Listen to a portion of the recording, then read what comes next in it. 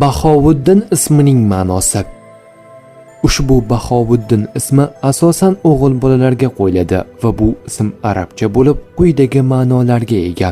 Bahovuddin dinning bahosi, dinning qadrini biluvchi, dinga qiymat beruvchi inson degan ma'nolarni anglatadi. Bu ism odatda ma'naviyatli, e'tiqodli, hurmatga loyiq bo'lish tilagi bilan qo'yiladi.